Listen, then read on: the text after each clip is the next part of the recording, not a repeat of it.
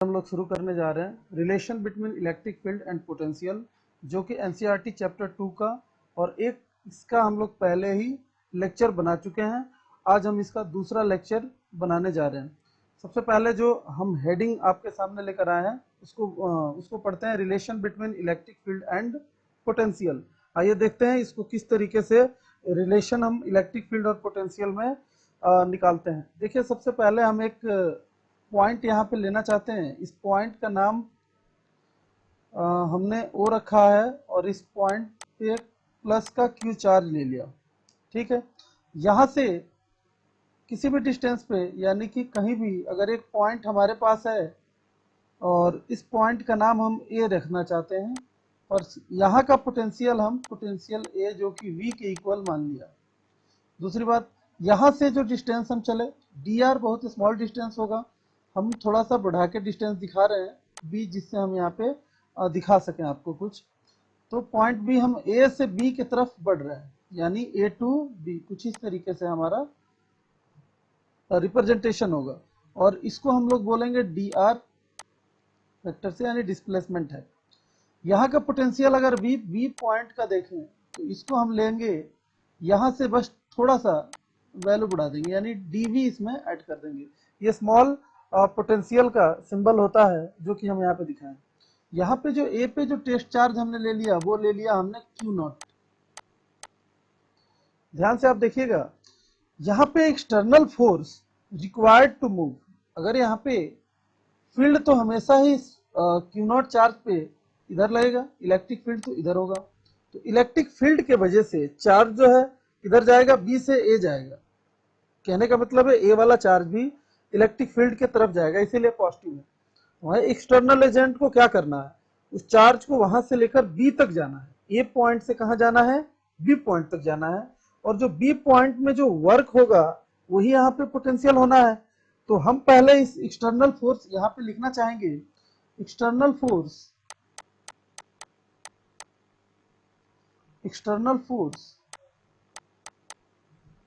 required to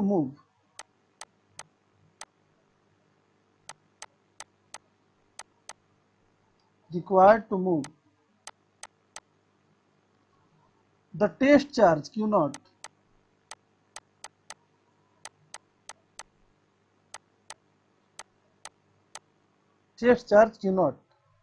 against the electric field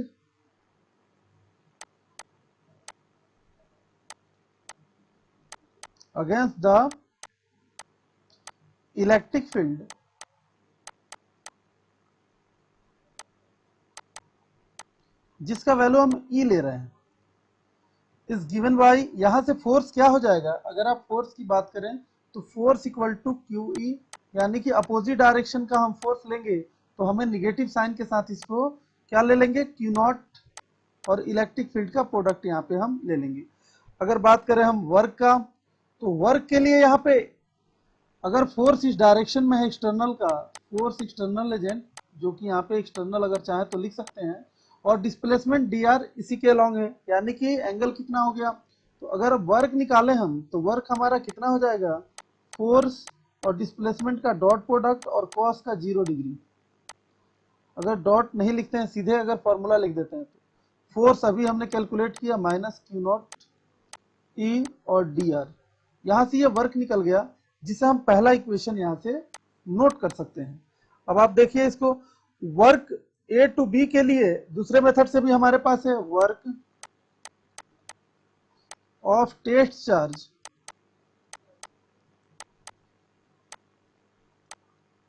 moving A to B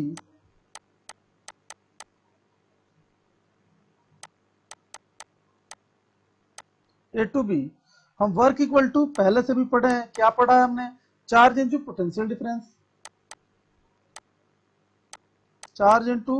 potential difference हम यहाँ लिख सकते हैं।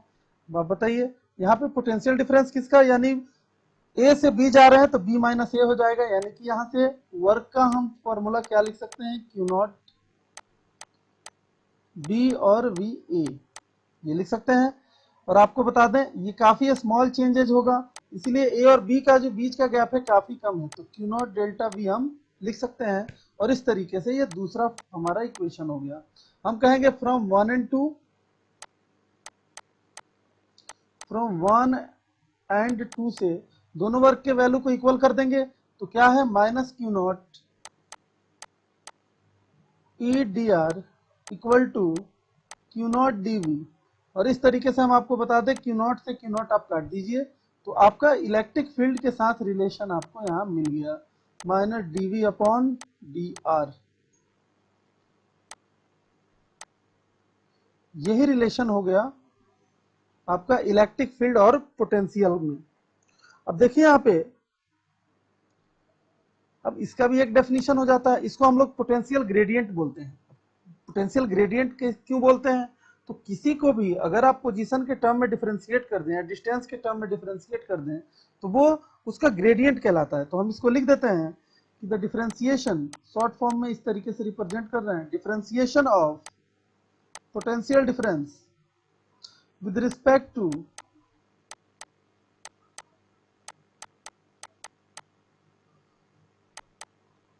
Distance is called potential gradient।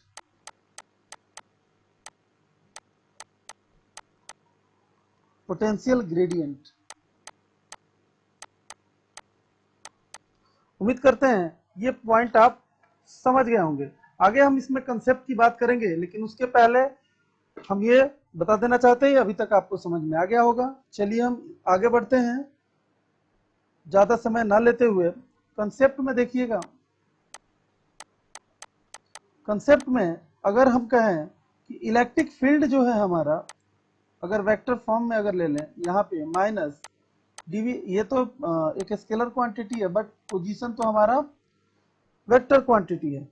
अगर यहां से डी आर सॉल्व करें तो कितना आएगा, या अगर पोटेंशियल निकालना चाहे तो पोटेंशियल किसके इक्वल हो जाएगा, तो d V equal to minus E d r. Dot में अगर बात करें, यहां भी इंटीग्रेशन कर दें और यहां भी इंटीग्रेशन कर दें। अगर हम यहां पोटेंशियल V1 से लेकर V2 ले लें और पोजीशन R1 से लेकर R2 ले लें, ऐसा मान लें कि जब वैल्यू R1 रहा होगा इंफिनिटी पे, तो V वहां पे क्या होगा, 0, और R2 के जगह पे R ले रहे हैं और V2 के जगह पे V ले रहा है। इतना रिप्रेजेंट कर लेंगे, हमारा फॉर्मूला कन्वर्ट हो जाएगा, यानी कि एक स्टैंडर्ड फॉर्म में दिखाई देगा। तो यहाँ V minus 0 equal to integration of E dot d r, जो कि इंफिनिटी से लेकर R तक का। यही हमारा रिक्वायर्ड यहाँ पे आंसर आप समझ सकते हैं। ये भी एक रिलेशन है, आप इसे बिना इंटीग्रेशन के भी इस्तेमाल कर सकते हैं, यानी कि dv इक्वल टू, यानी कि टोटल v इक्वल टू भी आप लिख सकते हैं integration of E dot d r, जो कि लिमिट जरूरत के हिसाब से आप यूज कर सकते हैं। अभी फिलहाल के लिए हमने इस केस के लिए किया था, और अदर केस के लिए भी हम इस तरीके से लगा सकते हैं। तो ये आपको जो मिला रिलेशन यानी कि पोटेंशियल डिफरेंस मिला आपको, और पोटेंशियल और इलेक्ट्रिक फील्ड में आपको रिलेशन समझ में आ गया होगा। अब हम आगे बढ़ते हैं कि equipotential surface and their properties के बारे में हम यहाँ बात करेंगे। तो आइए शुरू करते हैं। इक्विपोटेंशियल सरफेस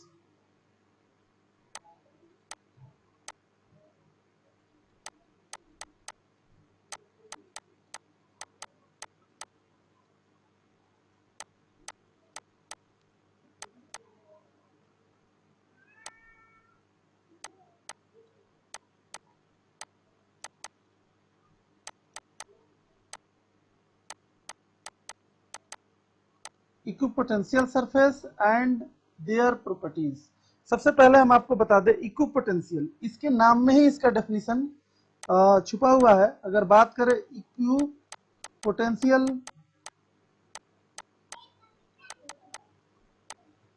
देखिए इसका क्या होगा डेफिनेशन। हम कहेंगे कि अगर किसी भी सरफेस का पोटेंशियल एवरीवेयर अगर इक्वल है, तो हम उसको इक्विपोटेंशियल सरफेस बोलते हैं। तो हम इसे लिख देते हैं, any surface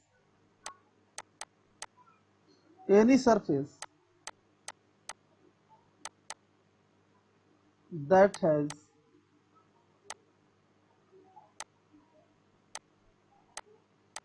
same electric potential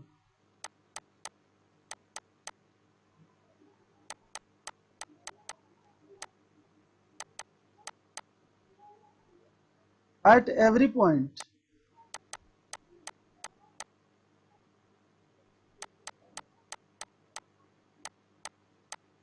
on it is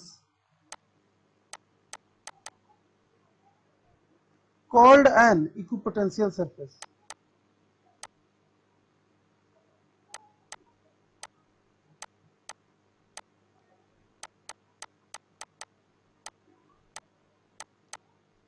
potential surface.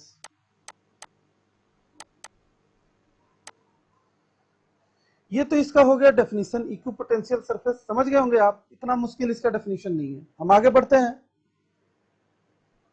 Properties of equipotential surface.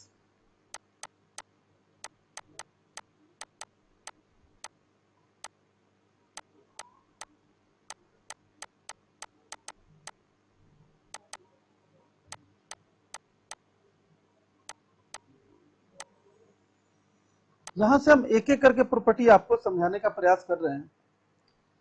देखिएगा, सबसे पहला अगर पॉइंट की बात करें, फर्स्ट पॉइंट की, यहाँ पे फर्स्ट प्रॉपर्टी का, तो कहा जाता है no work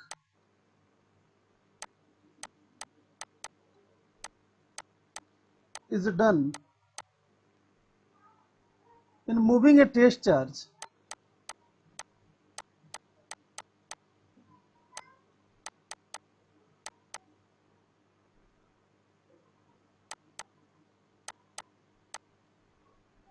over an equipotential surface.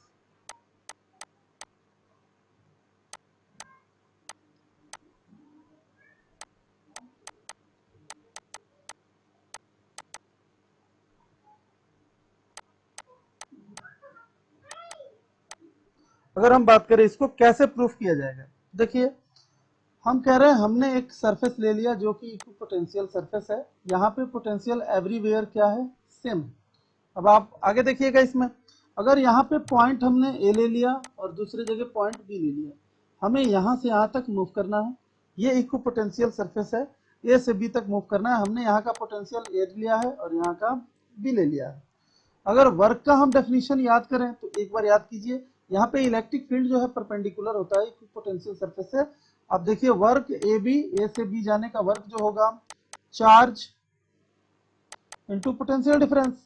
तो चार्ज हमारा क्या है, हम कोई भी चार्ज ले सकते हैं, हमने क्यूलॉन्ट ले लिया चार्ज। और रही बात पोटेंशियल की, तो V A minus V B, यानी V B minus V A. हम ए से बी जा रहे हैं तो लिखेंगे V B minus V A. अगर आपको नॉलेज हो और आप पहला कंसेप्ट समझ गए हैं, यानी कि इक्विपोटेंशियल सरफेस का क्या मीनिंग है कि V B equal to V A, और ये आपस में इक्वल है।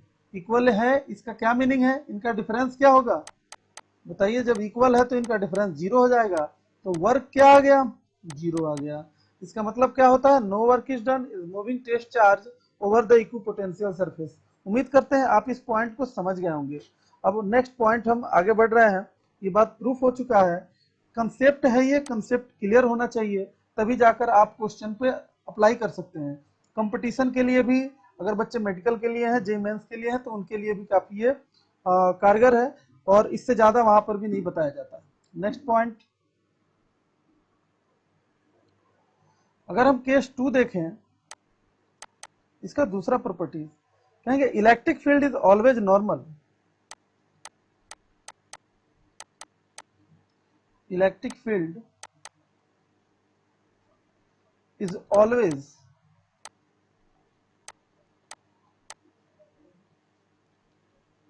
normal to the equipotential surface.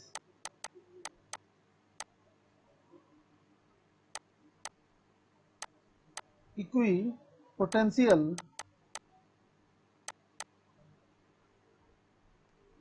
surface at every point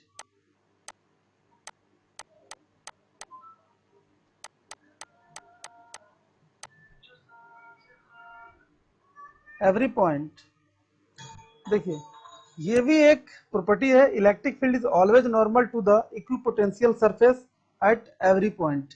अब इसे समझना है कि किस तरीके से, आप याद तो कर लेंगे लेकिन ये बात अगर दिमाग में कैसे आएगा तो इसे समझना है।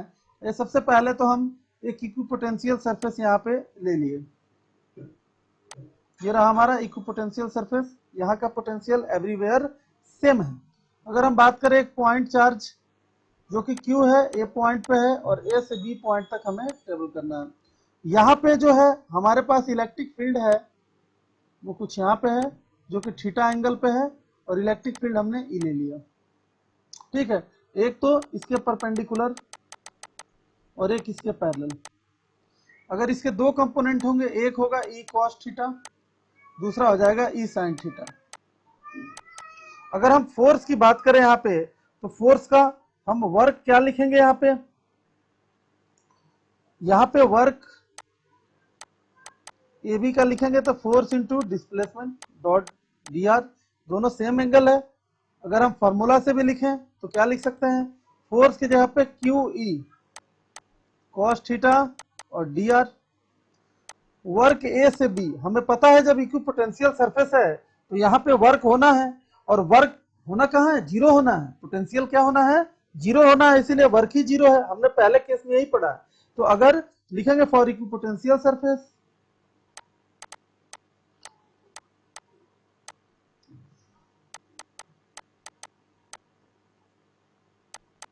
Potential surface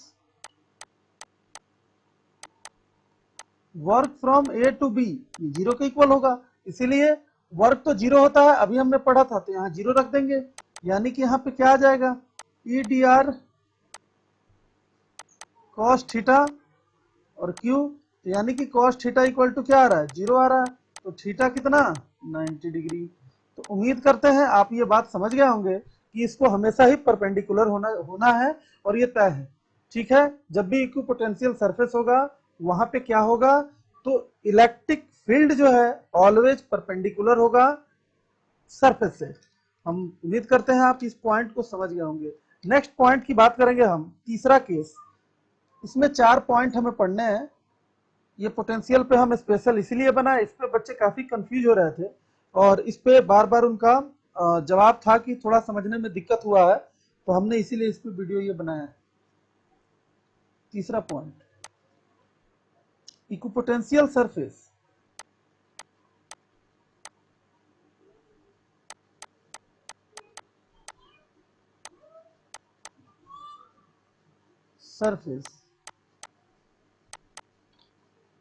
are closer together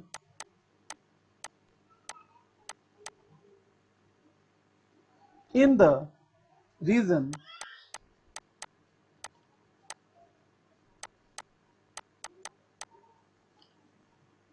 of a strong field and further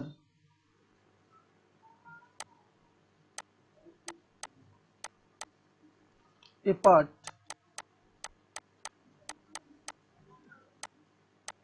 in the region of weak field।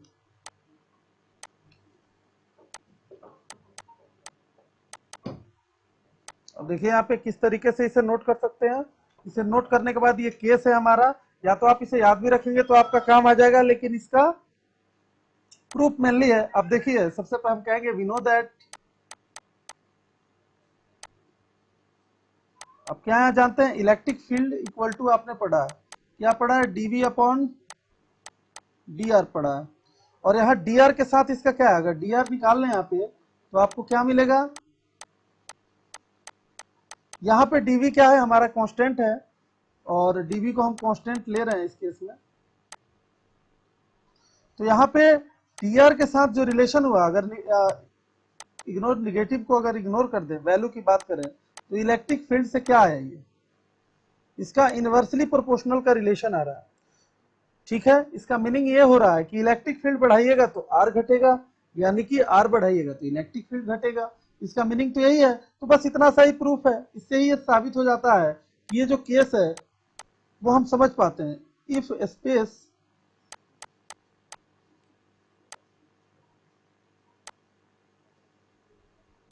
Of equipotential surface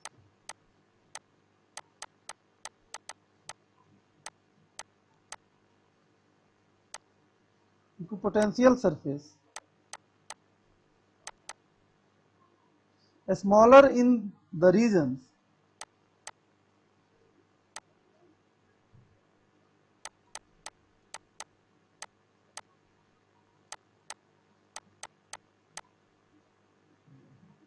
where electric field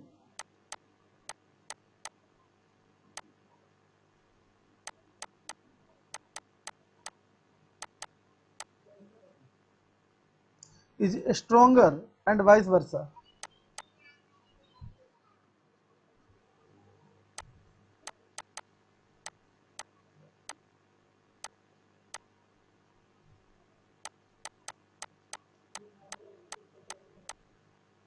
उम्मीद करते हैं ये टॉपिक आपको क्लियर हो गया होगा।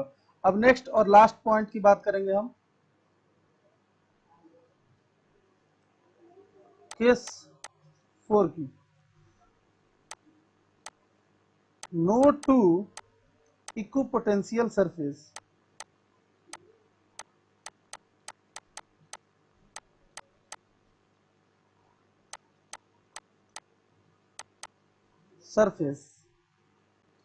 can intersect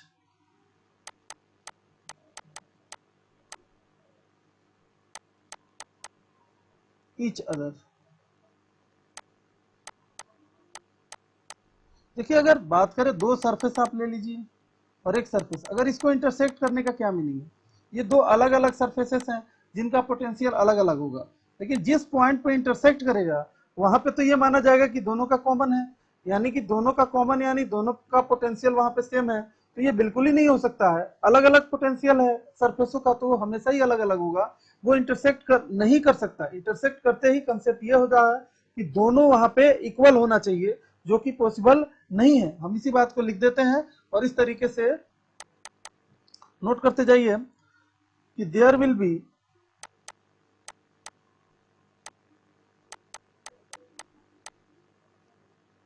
to values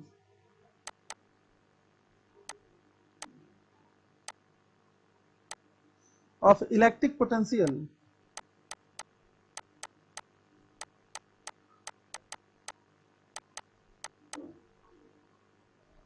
at the point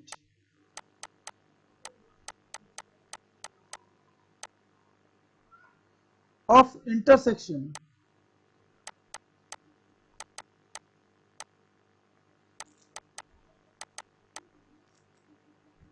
which is impossible।